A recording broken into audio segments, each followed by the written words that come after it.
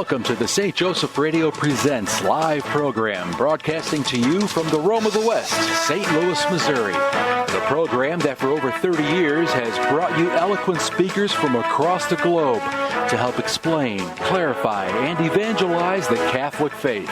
Our program covers a variety of topics relating to current issues and occurrences in our daily lives. Now, with the aid of technology, we are able to bring the gospel message to the four corners of the world, where Christ himself did say, "Those who have ears ought to hear." It is our hope at St. Joseph Radio that through these programs we can help evangelize the world and change one soul at a time. Now, here is your host to introduce today's guest and topic.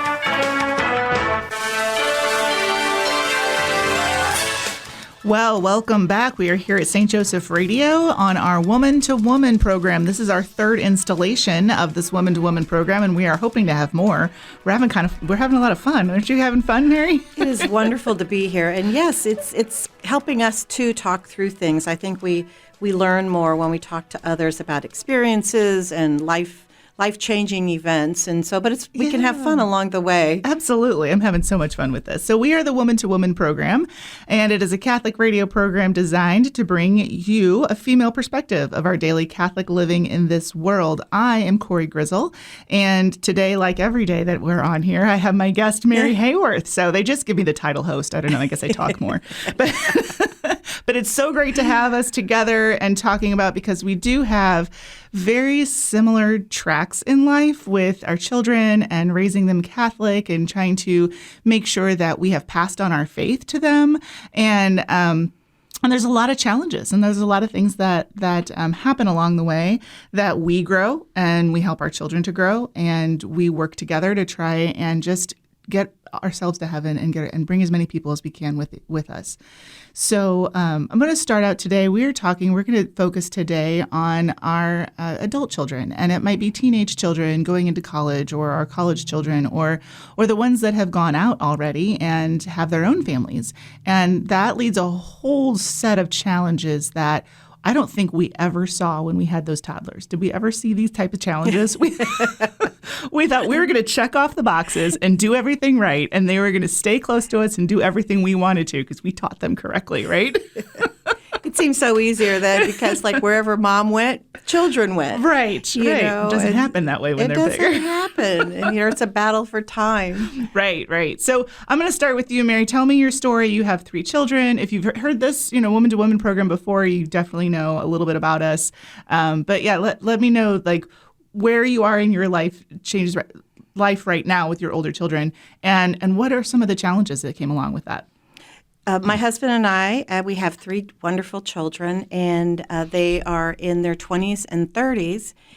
And, life changes, and having adult children is something that, you think you know it when they're littler, but to go to the next phase, it's equally as important, but it does take more of a back seat, I think, many times. And to raise adult children, you really do have to go through, it begins at birth, really. It's not like a one-and-done thing. And as you move forward, you're giving them information that will help them. And maybe it's in small increments when they're smaller, but you give them more information as they age and grow. And children are always watching you too. And so it's not only just your verbal cues that you're giving them or words, it's also how your actions, how you treat other people, how you treat your spouse, how you treat your friends. And that will help them in as they get into adulthood. So it's the challenge is that, okay, where's your parents, the place in the parent? You don't micromanage anymore. Right. My children, the 2 older ones are on their own, very successful. Our youngest is still in college, and she's at home. And so you need to be there for when they're available to talk too. That's another thing. Because their busy schedules, time you're battling for time and distance. Our son is in, out of state, So you take those advantages, whether it's phone, FaceTime, but still you need the line of communication open. Right. Yeah, that's definitely the time thing for me was really difficult because especially when they're teenagers or in high school, we have control over their schedules. And we say you can only, I tell my children, you can only work when they have a job. You can only work for 15 hours a week. Like that's the cutoff because you have other things to do. So I'm trying to teach them their time management, and I have control over that time management.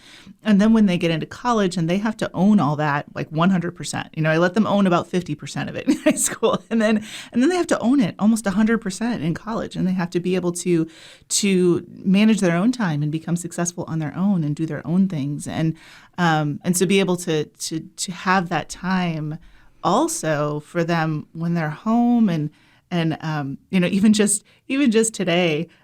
When my college-age daughter, who lives at home with me too, and she comes home and it's kind of like two ships passing in the night. Like she was out early this morning and she came home and I was getting ready to come here, and so we kind of had like 5 minutes to talk about life. We kind of moved on, and this is my third child, and who did that with me this morning, but that's that kind of, we have to figure out those little moments to like talk about life a little bit with those big kids, and you talked about the giving information when they're little, right? You give them all the information, you teach them how to do all those things in life, and character building and all those different things. And then when they're older, they're supposed to know how to apply that. They're supposed to take what they've learned and apply it to their own life, to their own families, to their own workspaces and friends and networks out there. And that's difficult for us to watch sometimes, but but they do that on their own pretty well. They always have to make their own decisions and make the faith their own. That's one thing that we've always told our children, is that it can't be my faith any longer, your father's faith. It has to be your own faith. Mm-hmm. And that's, you have to study, you have to ask questions, and sometimes it's trial by error. Right. Sometimes they may. One of my big prayers is always with God is like, I know we all have to stumble. There's no getting around it, but that their stumbles aren't irrevocable. That they can't change direction. Mm-hmm. Sometimes it has to, a decision. Sometimes it has to get worse before it gets better. But you have to let them experience that. Yeah. When our son was in, I think it was kindergarten, he had a disagreement with a couple of the boys on the playground, and he got sent to the principal's office.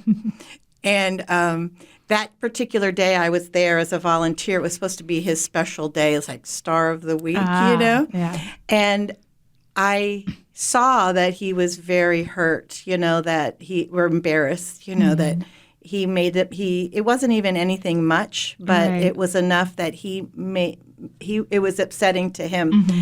And at the time, I was thinking, I could coddle him, I could do all that, but I really wanted him to feel a not a good decision, what the effects are of that,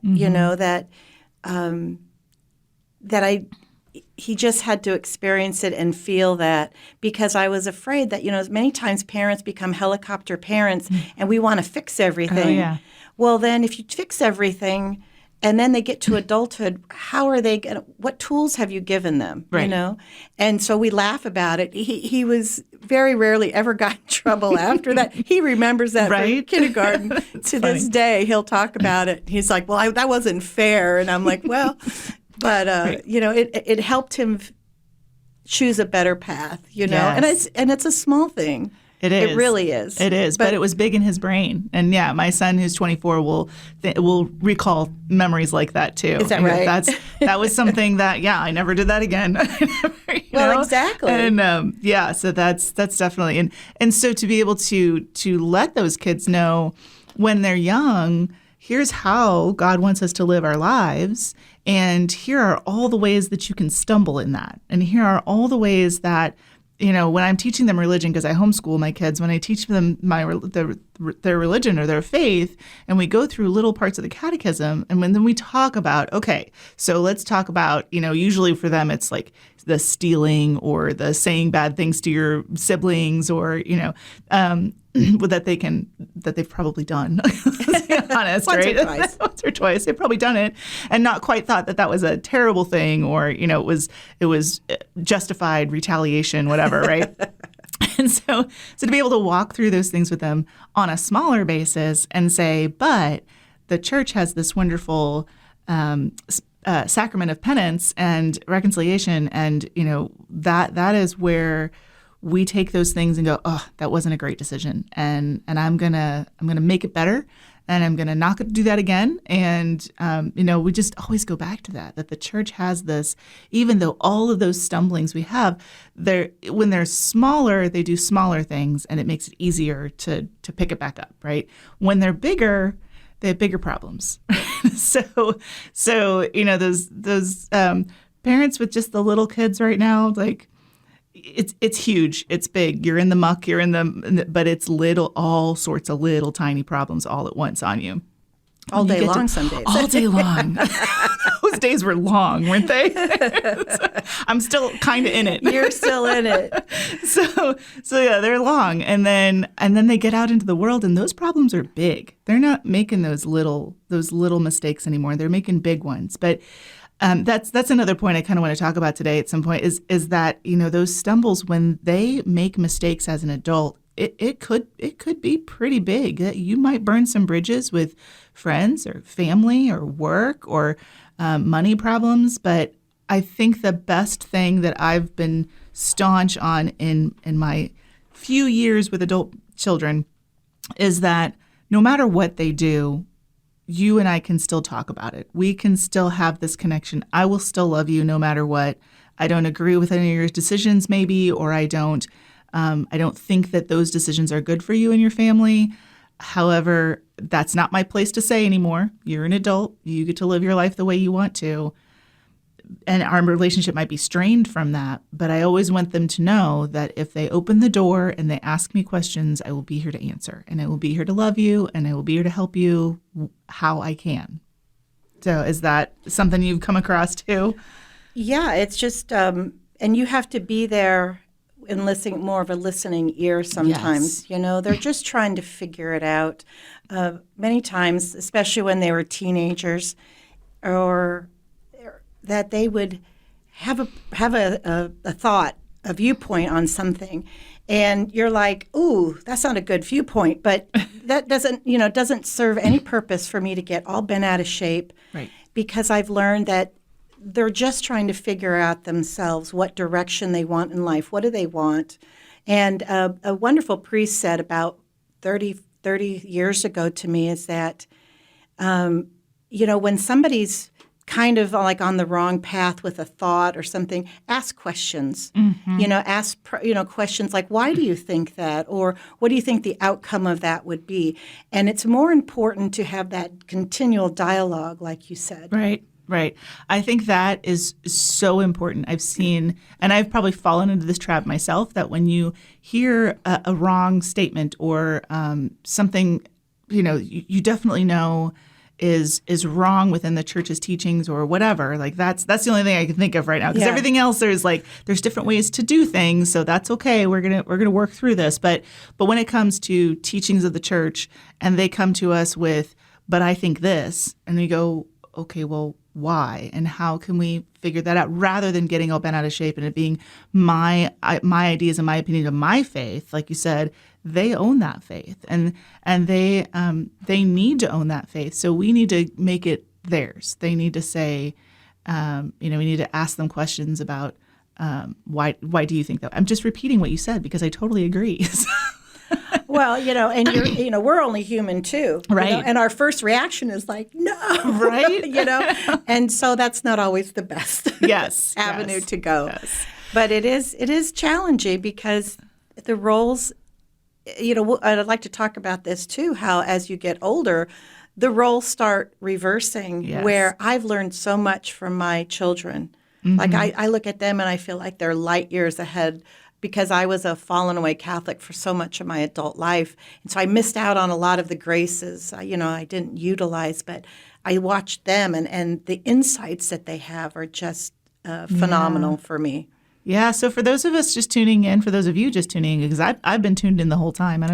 Those of you just tuning in, we are on St. Joseph Radio. We are the Woman to Woman program. My name is Cory Grizzle, and I am here with Mary Hayworth, and we are just having a grand old time talking about our adult children. And, it's one of those things that when we have smaller children, and we just think that if we check off all the boxes, everything is going to be great. We are teaching our children the faith. We are being examples of our faith. We are living according to God's laws. We are giving them nutrition, healthy nutrition and good education, and we're making sure that all of the things are correct. And we are their teachers. We're filling them with their heads with information. We're filling their heads with all sorts of things about how you should live your life. This is how God planned it.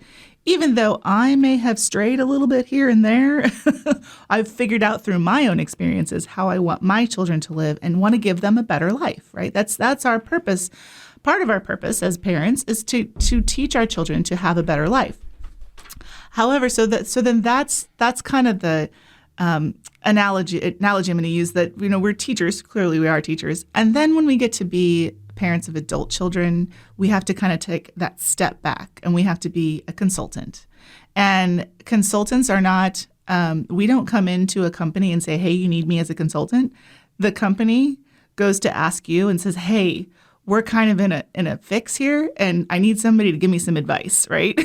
I like that term, consultant. Yeah, so as a consultant, we're sitting there and going, okay, tell me your problems. Tell me how, or maybe it's not a problem. Maybe it's just, hey, here's my life, and it's really hard for us to just be quiet and listen and ask those questions and go, what do you think about that? Or what are your choices? Things like that. So yeah. Do you feel like you're a consultant? Like, it looks like a light bulb kind of went on your head. No, that was a great word to describe it, because you are no longer that primary focus. They have friends, they have other responsibilities.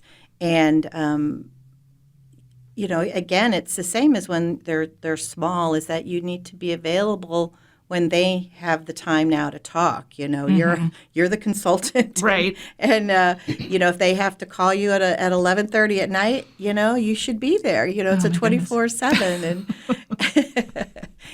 but it's just been great though to watch them. There's thankfully, they're all practicing the faith, which I'm very grateful for. And one of the advice that I've often given them is that, whatever decision you make for your future, keep God in the equation.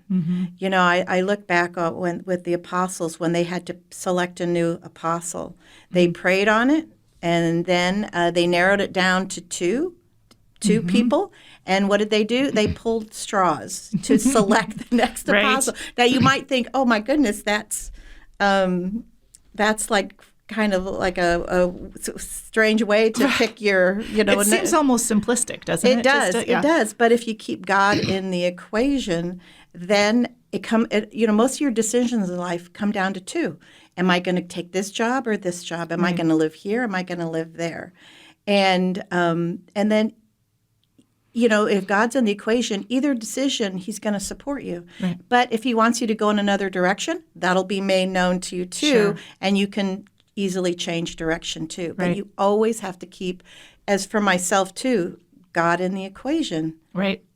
And that's such good sage advice, because as a new adult parent, or I don't know how to put that, as a new parent of adult children, this is very fresh for me to know that I lived my whole 18, 20 years saying, okay, this is how I'm going to teach them so that you live this particular life. And then they go off and change and do their own thing, and then me, I'm struggling going, well, okay, but that's not really how I raised you, but, that's not terrible.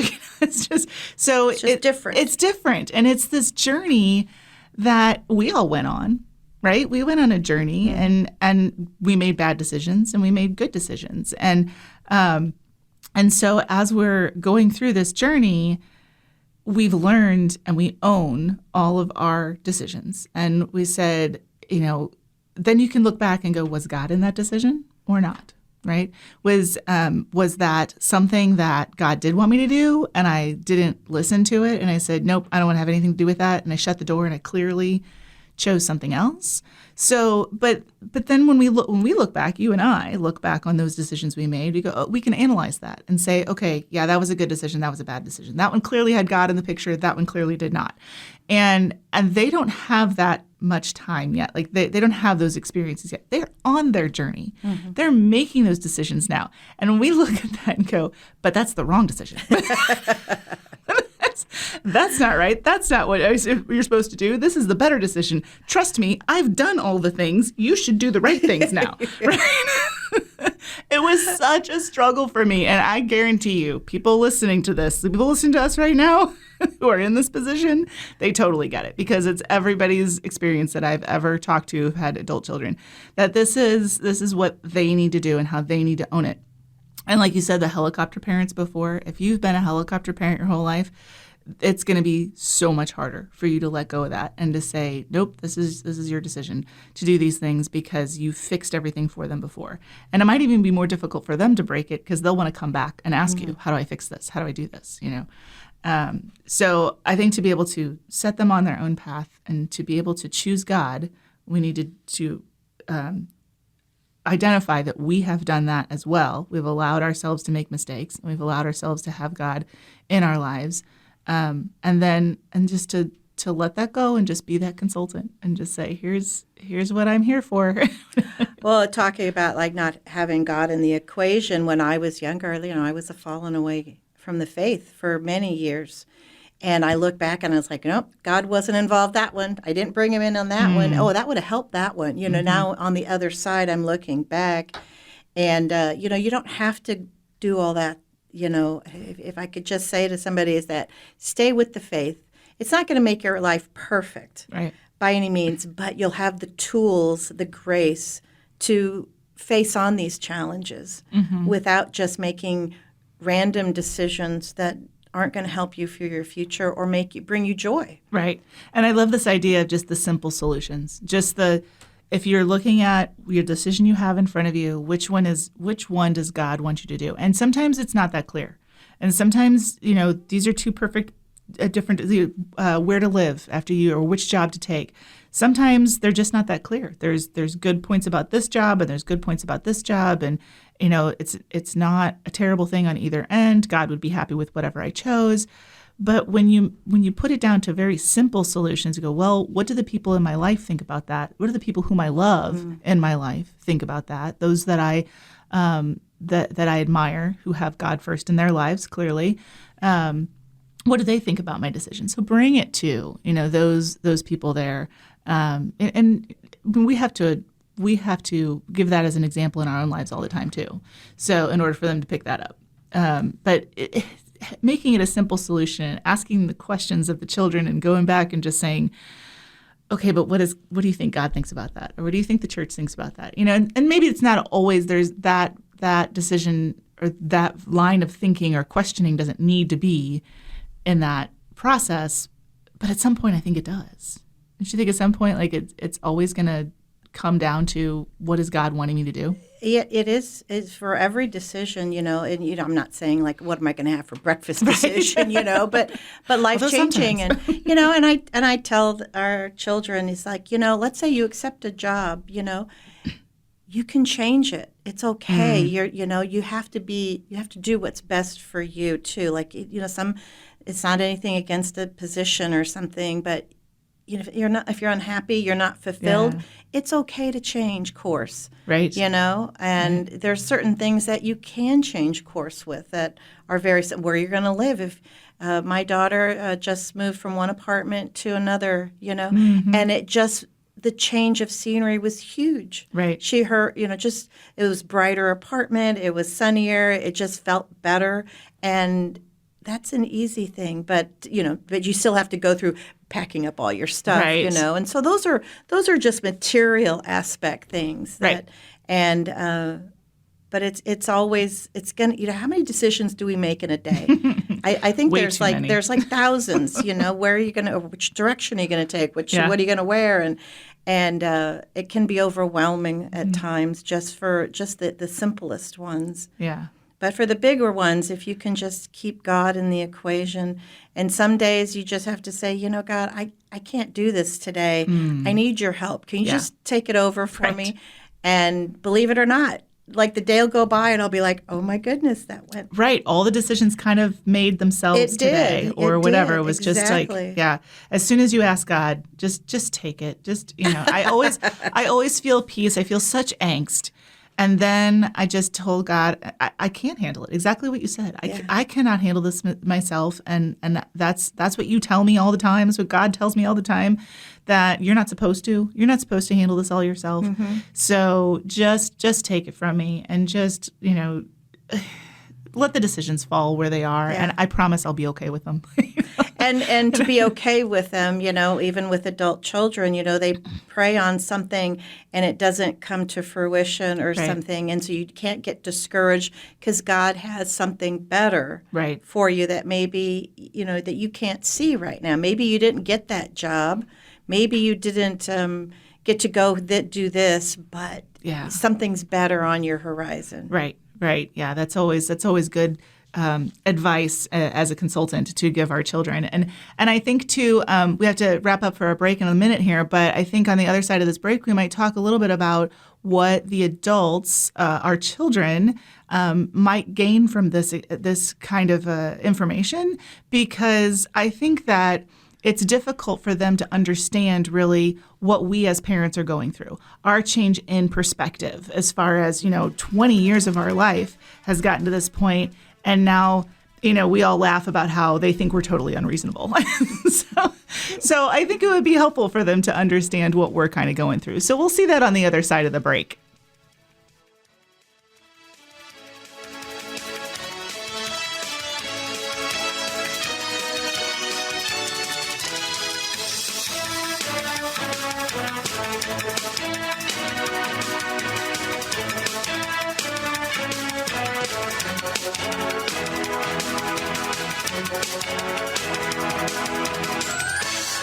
Hi, this is Matt Loggeman with St. Joseph Radio with a great gift idea.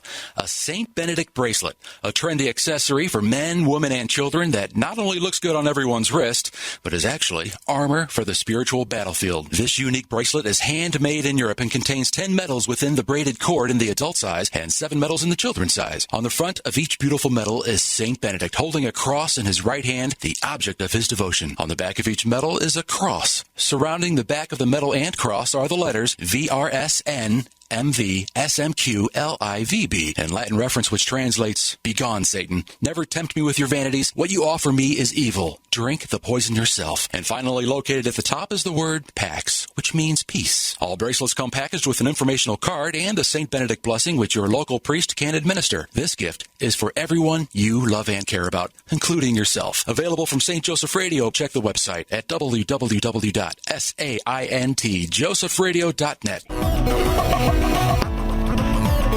St. Joseph Catholic Radio is proud to announce the launch of SJEN TV, the St. Joseph Evangelization Network.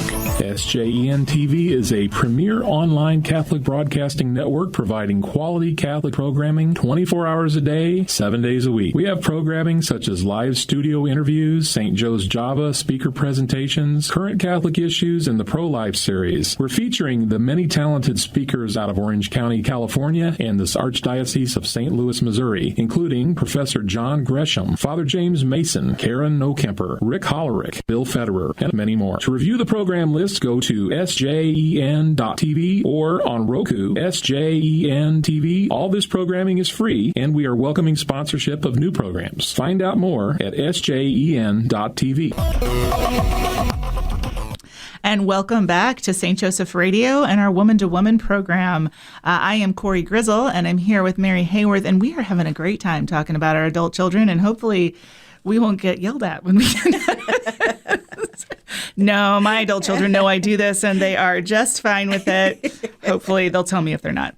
So hopefully yours will too. That's the dialogue. It goes back and forth, No, they love it. But we were talking in the first half of the show about all the changes that we as parents go through. And it's so hard for us to be going from like I still remember the newborn stage of my first child, and then going through all of the processes of the second child and the third child and starting school and just I don't know, I was in a tornado almost, just everything happening. With 10 children. Right. Yeah, and it never ends. It's just tornado after tornado. It's fine. I pick up a little here and I stop there. But yeah, it's a lot. And then, I think I have these things down, even with 2 children, right? One after another. And then you had your third one, a few years later. But even with that, there's just this transition. We've had at least 20 years of telling them what to do and how to live their lives, because really they're connected to us emotionally and financially and spiritually. They're there all the time. Physically, they're there all the time. They're always needing something from us. They're always, I swear my teenagers are almost worse than toddlers. I Say that in the most loving way. Absolutely. My kids know this too. I tell them all the time. Well, they're just trying to figure it out. They are, and I love it. And I love that, like, my teenagers come into my bedroom at 10:30 at night, and I'm very, very frustrated because it's 10:30 at night. I just want to go to bed. They come popping in. But it's just like we said, like, that's the time they want to talk. I'm fully going to let them come in and bother me, But it's also, it's difficult for the adult children to go through that stage of life. So they're going to college and they're kind of on their own, but they're kind of not. Or even if they're living at home, like they're kind of on their own, but they're kind of not. So they own a lot more. Maybe they have their own car. Maybe they're paying their own gas. Maybe they're doing a whole lot of things on their own. However, they're not paying for school, or they're not paying for the food, because I am totally willing to pay for the food and make the food, and you can have the food because I want you here and I want that one thing to be off your mental plate, right? But then they start moving on their own, and we still want to be their consultant. We still want that connection. The connection. Yeah, the connection is huge for us. And if we don't have that, we feel a little lost. So if they don't come asking for it, then sometimes we just need to call them and we need to talk to them, and maybe we give them too much advice. Just know it all comes out of a place of love. So I don't know if you have any stories or if you have any experience with, like, understanding where that child is coming from and who's not a child anymore and who is not, willing to get all our information in their heads. It's a delicate balance. My 2 older children are totally self-sufficient. They're on their own. They have It's strange when they're younger, at the family unit, and then now they are out on their own and they have all different friends that I don't know, or that kind of a thing. And then our youngest is in that transition period of still being at home. She's got a great part-time job and she's doing very well, but there's that balance. But it's not an exact science when you're talking to your children. Sometimes they might be more receptive to what you have to say. You have to kind of know the timing too. Right. But, sometimes they give you the look like, okay, I don't want to go that route, right, Right. And or so we're done here. No more talking. Right. So yeah, I'm kind of on the other end of the spectrum, but you still want that connection. When I had the child the first time in my arms, you never could imagine you would love a person so much, so right out of the gate kind of thing, Right. and you still have that maternal bond that you want. But then you also have to tailor it back too. You can't be that helicopter parent. Right. I can't expect my children, well, you're going to come to my house on Christmas, and spend X amount of days, or this much here and this much there. They have to make their own life, their own path, and we get to be part of it. Right. Right. If we're blessed. If we're blessed, we get to be a part of it. And I think that, for us, I feel like we are sometimes walking on eggshells. Sometimes I want to say something, but I don't know if that's going to be helpful or hurtful. Do I need to say something to them right now? Do I need to bring that up? Is that really that important? And so we need to change our minds a little bit and just say, we are talking with another adult. They are perfectly capable of a conversation. They are perfectly capable of not being hurt by any words that I say, as far as like just advice. Like, I'm just giving this out. But clearly they have 20 years of baggage, 20 years of experiences with me, so that all ties into how they perceive it, right? And how they receive it.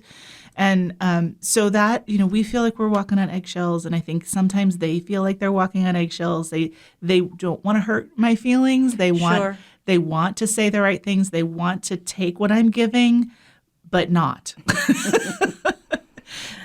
Sometimes it's just good to, talk to them and then let them ponder it, and then they can utilize it if they want, or they can come back and say, I really appreciate that, and so it's just a balance with everything. And it is a difficult thing,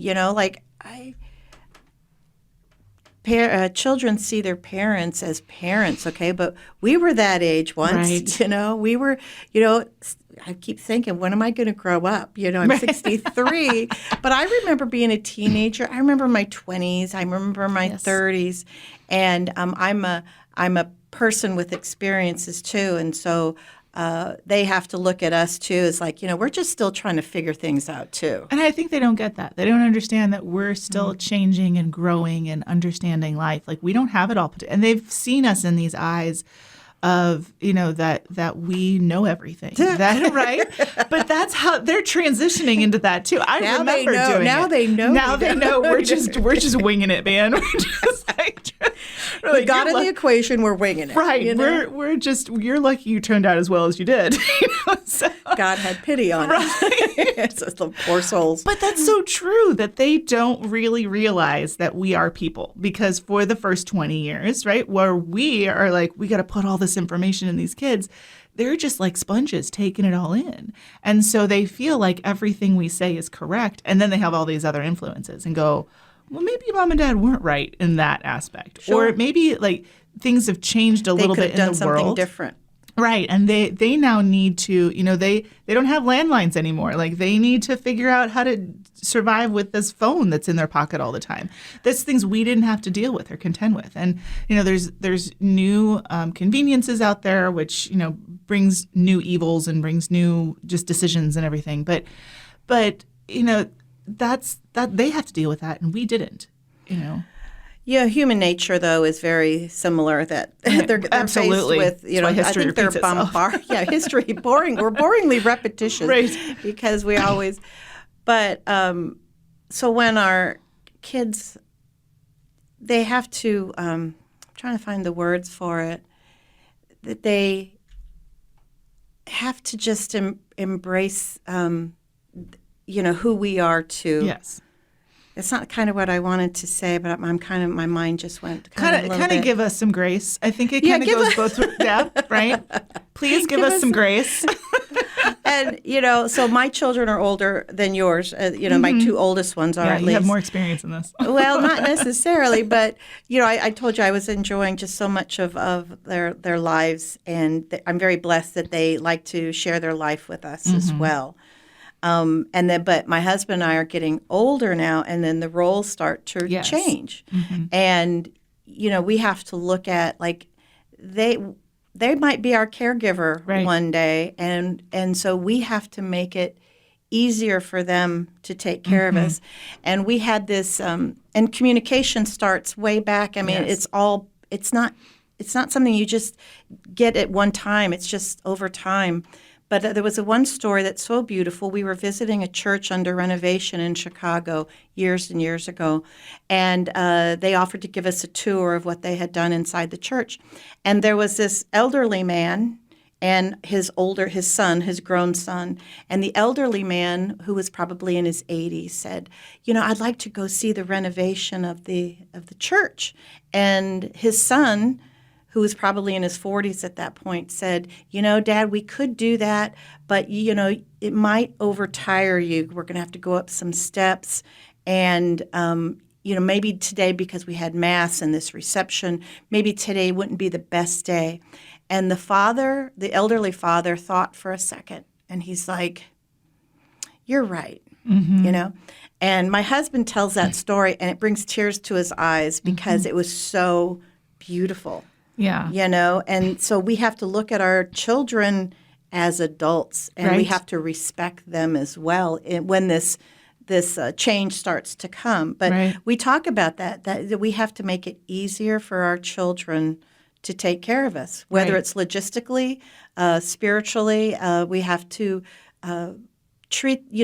raise them in a way that they would like to still help us when we need it. Yeah, I totally see that because my parents are still living. Thank God, they're still living and healthy, and they are in their 80s, and we absolutely see that now. They're always so strong. They are so strong for being in their 80s as well, and living on their own and doing all sorts of things. And it's really difficult for us.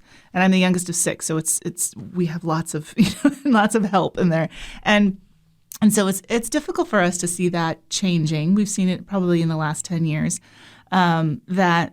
They're certainly not helpless. They're certainly, they have more energy than I do right now. They also have more time. But it's definitely difficult for me as a child to see that maybe they do need some more help, or maybe I need to maybe I need to be consultants for them. And then for them to actually accept that from me has got to be difficult, right? So for them to say, yeah, you're right. Or for that elderly man to say, yeah, you might be right. Because it's just like when we were in our 30s and talking to our toddlers, and the toddler wanted to do one more thing. And we're like, no, it's nap time because I know what you're going to be like soon. Well, it was so sad. Like with my mother, she gave, we were here and she lived out west. And she had the beginnings of dementia at that time. And we asked her to come and live with us. The kids were littler, we thought it would be a great thing. But she didn't want to give up her house. Right. And then, I don't want to be a burden, okay? Right. But it's harder to care for somebody logistically when they're 2,000 miles away. And that's where I was talking about. You have to make it easier for your children to take care of you, right. if you ever need. You might never need that, but your roles do reverse. Oh yeah, and they go back and forth frequently. Yeah, and I think being a parent of an adult child, and then also at some point in the next 30 years or so, when we need to be parented by that child, it's humility. That plays a huge part, that virtue of humility and diminishing any of our pride.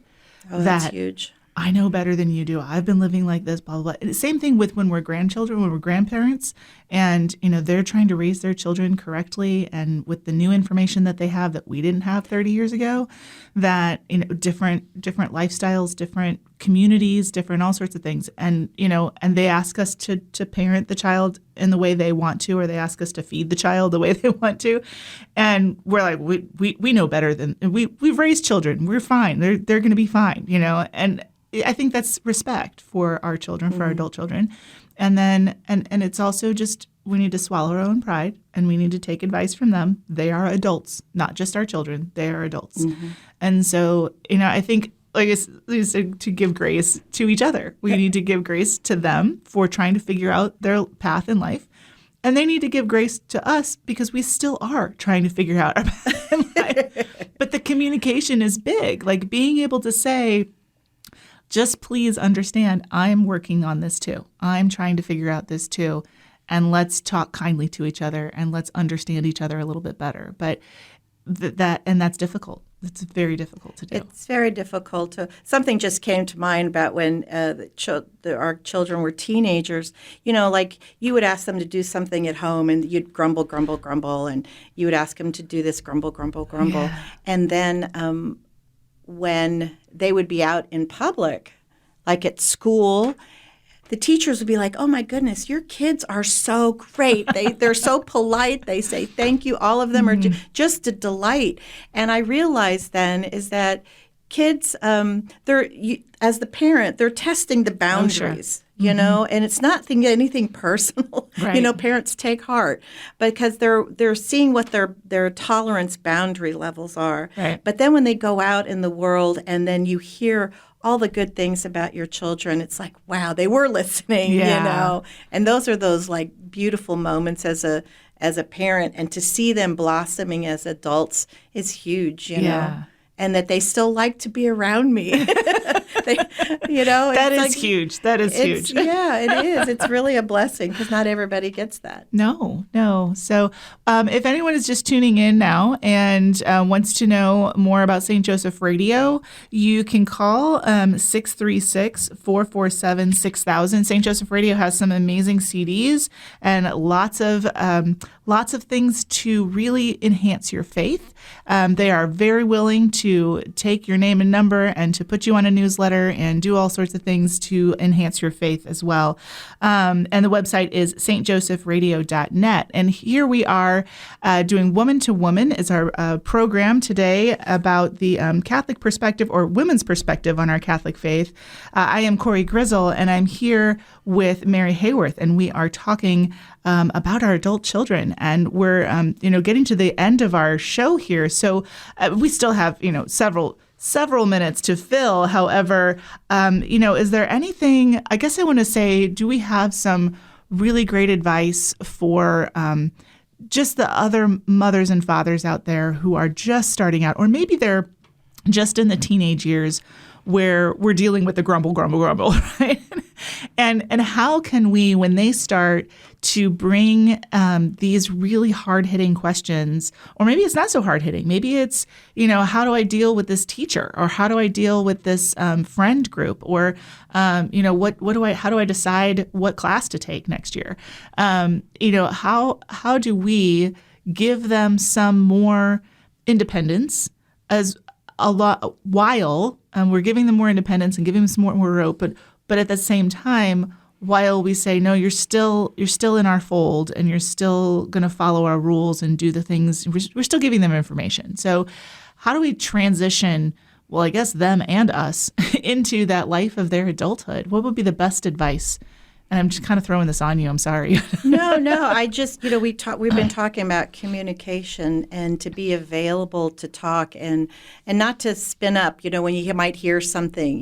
We have pride too, believe it or not. Right. We are not and perfect. that pride that rears up, and so we have to take it down a notch and really listen to our children. And you have to take up every opportunity. Prayer within the family is really important. Yeah. Meals together, I think, is also when you can. I know it can't always be that way with as they time together, and not just like it can be fun things too. It doesn't always have to be set or something. And most of the best conversations I think we've had with our children is when they're kind of unplanned. When there's no crises going on in my life or theirs, but just talking and really loving each other. I go back to this: the greatest gift that a father can give his children is to love their mother. Yes. And having parents in the home, the parents don't see eye to eye on everything, but that is the greatest gift you can give your children. Yes. And I've been very blessed with my husband, Michael. 35 years plus. That's amazing. That's wonderful. It's been, I love getting into the big numbers. I remember, 5 and 10 and then the 35, it seems very surreal. Right. That. Because, you're only 36 or 37, right? Really. So, and my dad says he was born married, so. My dad was 29, he said, until he passed, Yeah, So it's not really rocket science. There's no set plan. You have to kind of keep changing your hats when you're talking to one child. The other child's different, so you have to kind of talk differently to them. Right. And know, the term now is like know their love language. What works with one child doesn't work for the other. And every one of them's different. Our two daughters, when they were talking about going to school, they both decided that they wanted to stay locally. But our son was like, oh, I'm out here. Yeah. I'm going someplace else. That's my daughter. Yeah. So she's gone. Yeah. So, you just always have to keep, changing your hats and not get flustered with some of their questions. It's okay. I tell them, when you have questions about God, and you can get angry at God, he can take it. Yep. You just have to keep going back to that. And keeping God in the equation is really important. Yeah. But, I can't think of one thing. What Sure. about you? Well, it seems like there's just this whole encompassing. And I think when we have those 11, 12, 13-year-olds just getting on that verge, like when our oldest is that age, just getting on that verge of the teenagers, we feel like we gotta check off all the boxes. What are all the boxes we need to do to make sure that they're good adults when they get to be good adults, in 5 years, and I have to send them off. And I think that if we just took a breath and we just got back to the basics, right? We got back to those simple decisions of what is God, where is God in our lives, so that when our children have to make those decisions, that they do include God in those decisions. So prayer, for sure, like what you said about family prayer. We're not great at family prayer. Recently, we have taken it up again regularly, so that we do a decade of the Rosary. We talk about we talk about a mystery every time. We talk about any prayer intentions. So it's very simple, and that's all my children can handle. Sometimes all we can handle. Sometimes it's just 3 Hail Marys, but we all get together at one time. Nice. Whoever's at home, we do that, and that has been 25 years in the making. That has been. Nice.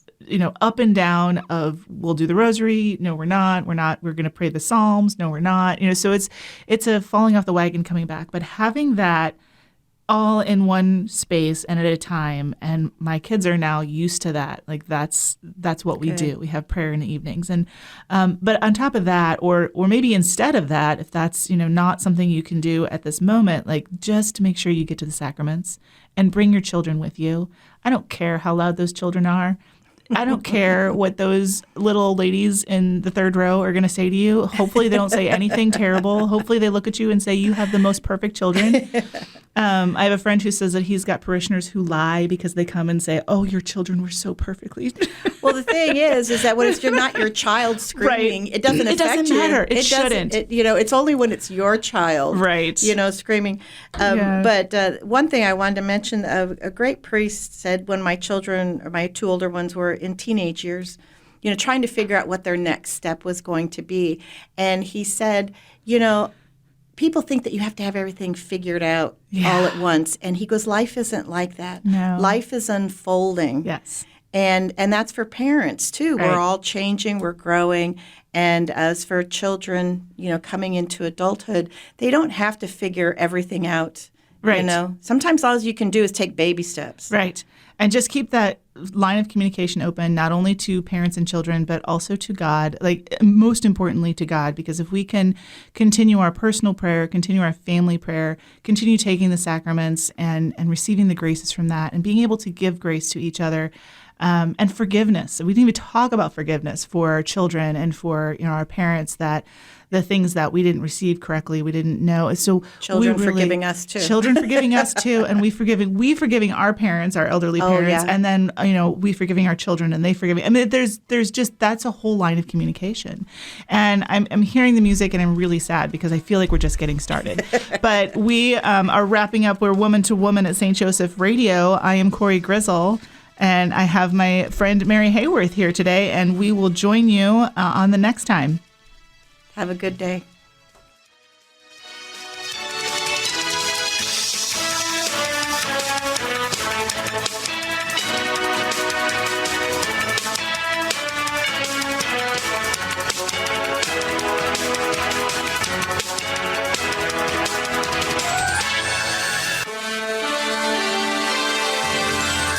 You've been listening to St. Joseph Radio Presents from the Rome of the West, St. Louis, Missouri. If you would like to join us in our evangelization efforts, you can order a copy of today's broadcast or any of our past programs by visiting us on our website, stjosephradio.net. That's SAINT, josephradio.net. Or call us 636-447-6000. It's all at your fingertips to help us evangelize the world, bringing the good news of Christ to everyone you meet and change one soul at a time. Thank you for your prayers and support. Until next time, may God bless you and your family. This has been a presentation of St. Joseph Radio Presents.